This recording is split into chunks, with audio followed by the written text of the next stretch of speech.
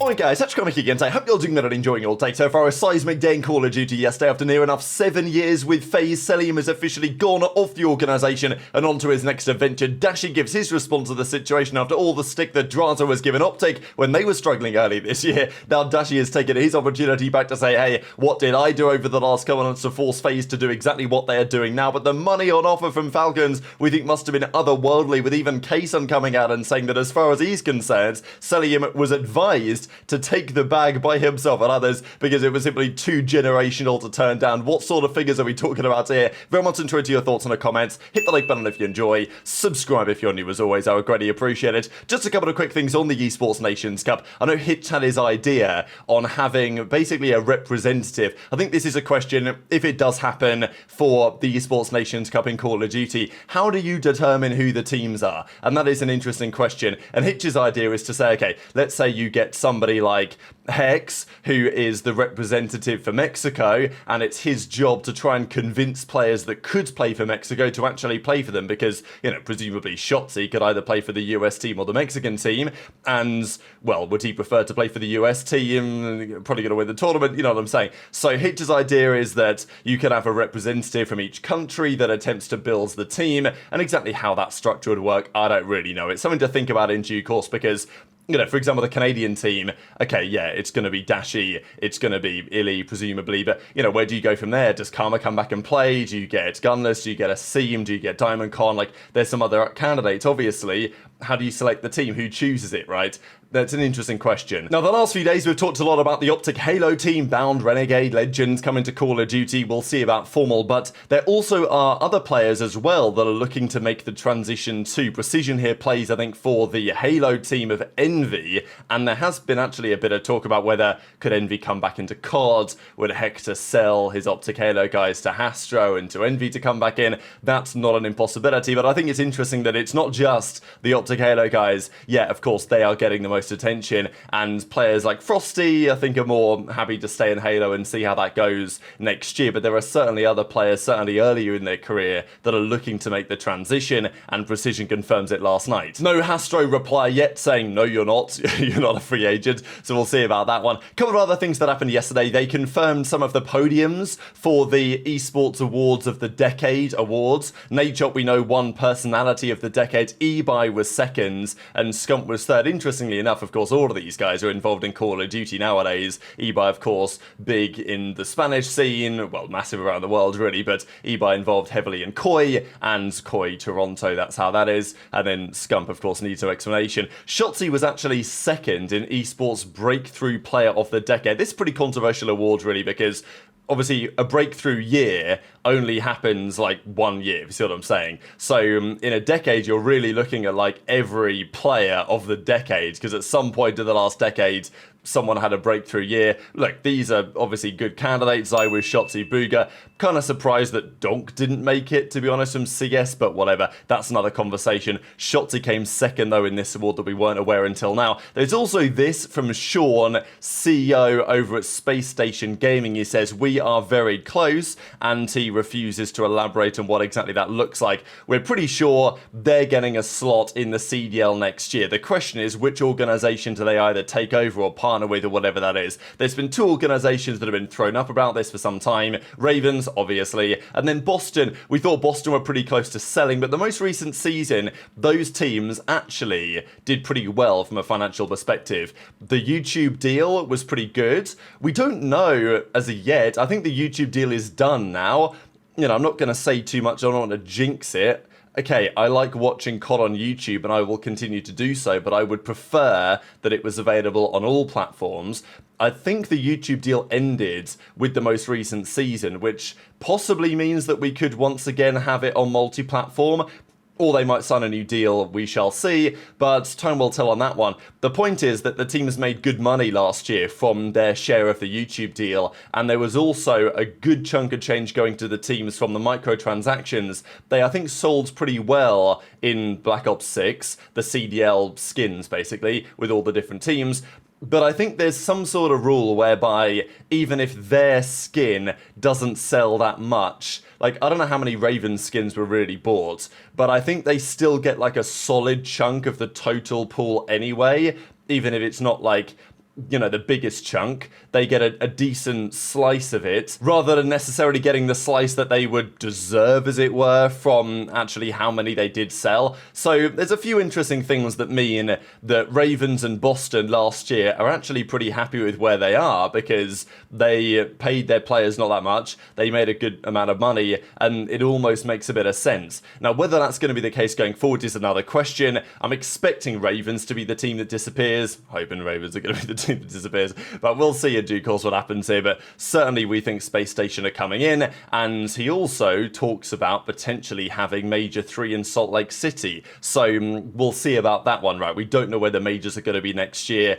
There's going to be a Toronto one, there's going to be a Texas one, I would imagine. I think there's going to be one in Europe as well, so we'll see about that in due course. But this is the confirmation last night. Look at that, 888,800 views. What is going on? A message from Cellium confirming he's out of FaZe. aBeZy did it the other day. We've not yet seen his next step, but we're pretty sure we know what it's going to be. And Cellium's off the team now as well. This is pretty crazy, right? For FaZe fans, this must feel really strange. It must feel like what it felt when the Dynasty collapsed for OpTic fans, because Cellium has been FaZe, like he has been integral to FaZe for the last, as I say, 7 years. Simp and aBeZy, you might think they are FaZe, but Cellium really has been around longer. He was playing for them in Black Ops 4 as well. He joined that season, he was pretty good. It was a bit up and down, legendary roster as we know at the time, and then he went into the franchise era. They built around Cellium, and yeah, he's been a controversial player over the last few years, but world champion, multiple MVPs, and has always felt very much synonymous with FaZe over the last 7 seasons, 43 events, near enough 1,400 maps, 7 majors, a World Cup, a season MVP, and of course a World Championship. And now it's time for them to go their separate ways. We did wonder what that would look like. Would Cellium stay? Would Cellium go? Would the Tiny Terrors stay? But it does look like Simp, aBeZy and Cell, the trio, are completely going their own separate ways. aBeZy, we think, to Thieves. Falcons, we think, are going to go and get Cellium. And that's a big question as to what they're paying him to make this happen, right? Because I think FaZe did say that they offered Cellium to return. They were like, okay, we can give you this. His contract, I think, was up. So it was no guarantee he was going to stay. But I don't think there was any buyout required necessarily from a team that wanted him. But FaZe could not offer enough money to make this viable.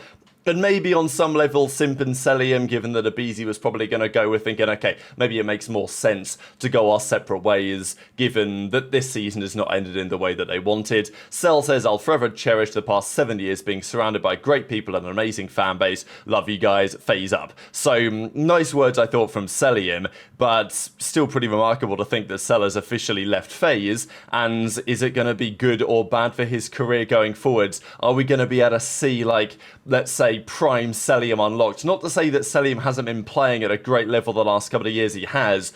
The question has always been around his impact on the team, on a new roster. What's that going to look like with different guys around him? Maybe he can play in a different way, or needs to play in a different way, or gets unlocked in a different way by certain other players on the team.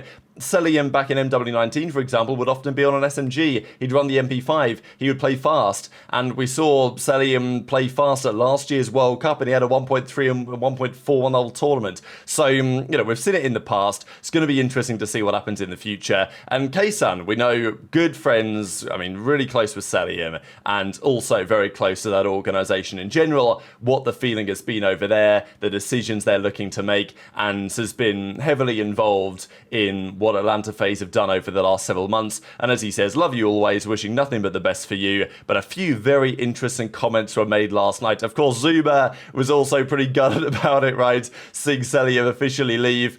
Look, they're getting a couple of the guys from Surge, and historically, people that leave Surge go on to do rather good things. Octane was on Surge when he finally got freed. He then went on to win the World Championship. Karma was on Surge when he eventually came back and returned to competitive COD. As a coach, he won the World Championship. Huke was on Surge, got dropped, won the World Championship. Preb was on Surge, got dropped, won the World Championship, right? It's like, it has happened. They're not got dropped, but Pred left. You know what I'm saying anyway. People on Surge leave and go on to do good things. Historically, that's been the case over the last few years. Maybe there's something similar with 04 and Abuzah, right, going to FaZe. Maybe there's something in that. So we'll see in due course. I don't think FaZe are necessarily in shambles because of this, and I think for many angles this needed to happen, right? And look, if you are a FaZe fan and you probably recognize that maybe it was over for the trio, it kind of felt like it needed to, let's say, a new pastures, as it were, for the different players. Who would you prefer to keep? Simp, aBeZy, or Cell? Probably Simp, and that's the man that they have kept. So we'll see if it works out for FaZe, of course, but it's not an ideal turn of events.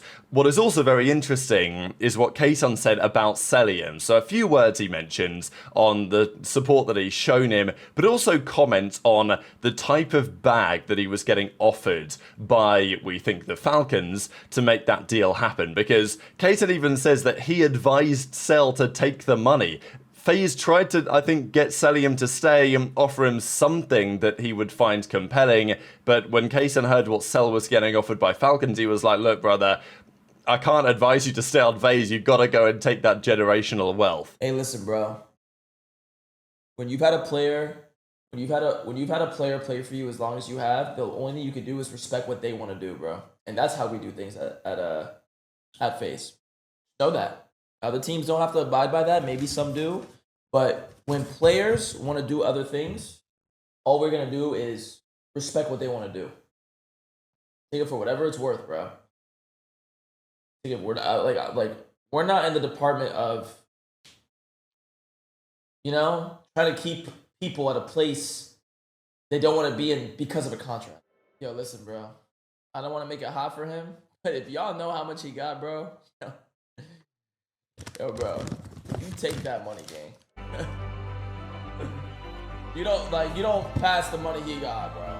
I'm gonna be honest. You just don't. That was my advice to him, deadass. Generational wealth, man. So what type of figures are we talking about here? What numbers are on the table for Cellium this season?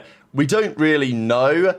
My understanding is it's at least 650 with some sort of signing bonus, I think maybe even on top of that. So I think Cell is getting offered what I would be surprised if it isn't the biggest salary in the history of competitive Call of Duty. Like maybe you look at Scump and Shotzzy and whatever, and maybe they're getting some sort of content salary in there as well. Whatever the case is, for like a pure COD player, it's hard to imagine anyone's ever got paid more than this. More than Preds by a decent margin, I think. And yeah, I don't know. I think it's at least 657. I know there's been some talk that it could be all the way up to like $1 million, near enough, which is like just crazy money. And probably, as I said the other day, more than Falcons needed to pay. I don't know if they would have needed to pay that much to get Cellium, but whatever. They got him, right? We believe. And Kayson says, you know what, fair enough. I'd have done the same thing if I was in your position, right? So look, we'll see how it goes.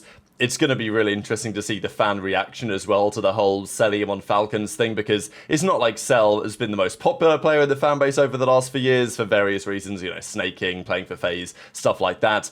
And now he's going to join Falcons, who there's also some criticism about because of the way they're throwing the bag around. But Dashy's reveling in the moment. We know that Drazah was doing all this about, oh, what have I done? Because the OpTic was struggling. And, well, Dashy drops the same thing in the replies and says, look, FaZe, it was a pleasure, but we took you down to the World Championship. Oh, it's only FaZe at Champs. It's only FaZe at Champs. Then they won the World Cup as well. FaZe bombed out of both tournaments, and now Dashy feels like he has, you know, some part to play in FaZe officially blowing up that roster, and we'll see where it goes from here and which one of those three players on the trio does best as a result. Maybe in terms of winning, but also maybe in terms of the bank account. So very much interested in your thoughts on all of this stuff in the comment section below. Hit the like button if you enjoyed, subscribe if you're new, take care, and I'll see you next time.